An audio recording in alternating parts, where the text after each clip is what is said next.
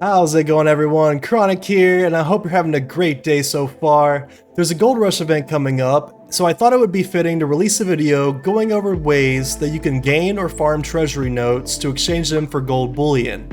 As I just mentioned, this weekend, June 6th through the 10th, Fallout 76 will be having the Gold Rush event, which essentially means that instead of only being able to gain 400 gold bullion per day, you can now gain 800. Now this doesn't mean that your treasury notes are worth double, it means that you can now exchange 80 notes per day instead of the normal 40. If you're like most people, even turning in 40 treasury notes per day, which is the daily limit, can potentially be difficult depending on the amount of time you spend playing the game. In this video, I'm going to go over a couple of methods that will allow you to maximize the amount of treasury notes you're gaining with the amount of time that you have available. Now the first thing I want to talk about are daily quests. You can gain 11 treasury notes per day, which is 77 per week just by doing your daily quests each day. Now if you convert this to gold bullion, that's 770 bullion per week, which isn't bad at all.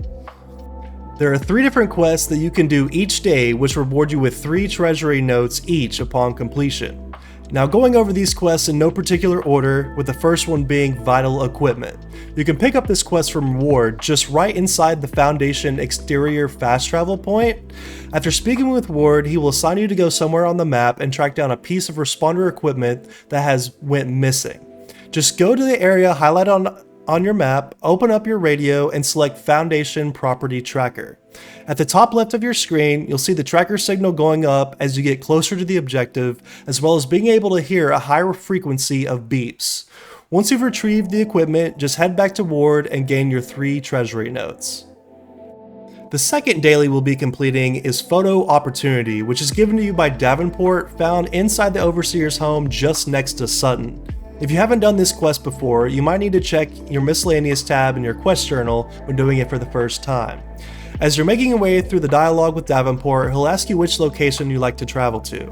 If you're wanting to get reputation for a specific faction whenever you're turning in the quest, select the opposite faction of the one that you want reputation for. You'll then travel to the marked locations and take photos with your camera.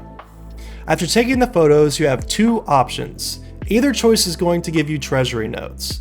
The first being visiting a representative from one of the 2 factions, raiders or settlers, depending on what you chose when starting the quest. This will allow you to gain faction reputation along with a small reward. Then you'll go back to Davenport and turn in the quest and receive your 3 treasury notes. The second option is to proceed directly to Davenport after taking the pictures, and this time around you'll be given caps, camera film, your 3 treasury notes, and even have a chance at receiving a 200mm camera lens. The third potential 3 treasury note quest can either be one of 2 quests given to you at Crater. You might be given the quest by Roxy called Retirement Plan. In this quest, you have to track down and deal with the former raider, and also have the optional objective to intercept the hunter. I always like to do the optional objective because it means more loot and caps. Normally I just select the dialogue option that convinces the hunter to give up the search. If you're working on your faction reputation, never tell them to go cause chaos at Foundation, as you'll lose settler rep. After speaking with the hunter, speak to the former raider and tell them to go to Foundation. By doing this, you'll gain a little settler rep as well as raider rep when turning in the quest to Roxy, along with the 3 treasury notes. If you didn't have a quest objective from Roxy, then you'll be speaking to Ren and completing the quest's Importance of Communication. This quest will require you to go find 3 radio vacuum tubes in an area marked on your map. After obtaining the radio vacuum tubes, you'll have to visit a Tinkerer's workbench and repair one of the tubes by going to the quest items section in the workbench. After repairing the tube, go back to Ren, and if you can, pass the intelligence test. You'll gain 20 extra caps, raider reputation, as well as getting the normal 3 treasury notes for completing the quest.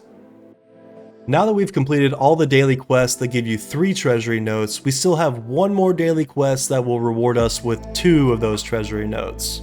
We'll head over to the White Springs Resort and we'll have one of 4 potential refuge daily quests. You might be given Code Blue, which will have you speak to Rucker, and they'll have you track down some medical supplies and deliver the item to the responder medic. You could be given Recipe for Success, and you'll have to speak to Esme and help her cook a stew. Alternatively, you might be given Mutual Aid, which will have you speaking to Sophie Wagoner, and she'll ask you for 50 pieces of either wood, steel, plastic, or cloth. Or maybe, like I did today, you'll be giving a refugee's guide by speaking to Skippy, and he'll have you travel to a given location on the map, take 2 pictures with your camera, and then gather a random plant. After completing all 4 of these daily quests, you'll have gained your 11 treasury notes for the day. However, this video doesn't end here, folks. If you're a little greedy like me and your gaming session isn't over, we'll move on to the next way to gain treasury notes, and this is by completing public and seasonal events. Now some of you may be saying, really Chronic, I already knew that you could get treasury notes from completing events. But did you know that not all events reward you with the same amount of treasury notes, and that there's a way that you can seek out the particular events that give you more? Up on the screen, I have a snippet from the Fallout 76 wiki that breaks down all of the potential events, their difficulty, and the amount of treasury notes rewarded. As you can see, the majority of events fall under the easy and medium difficulties and reward between 2 and 3 treasury notes. Now, gaining treasury notes is better than not gaining any at all, so it's not a bad thing to be doing these lower difficulty events, but if we can, we really want to utilize our time to seek out these higher difficulty ones.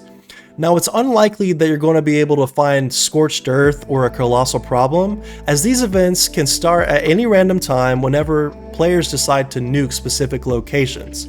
So you're better off doing these events by initiating them yourself. If you didn't already know, public events occur at 20-minute intervals, starting at the top of the hour, so if the first event started at 7 p.m., the next would start at 7:20, and so on and so forth. So what we can do is, if you're not happy with the current event on your world, then simply hop to other worlds in search of events that are higher difficulty and that reward you with more treasury notes. The only potential downside with world hopping is that you have a very small window of time from when the event shows up on your map versus when a player in the world actually starts the event. I would say that the difference in time that the event pops up in your world and the time the event actually gets started is probably between 4 and 5 minutes. So depending on what platform you're playing on, I would just test out how many times you can actually world hop within 4 and 5 minutes, just so you know what you can expect. Once you figured out your limit, happy hunting and finding those more desirable events.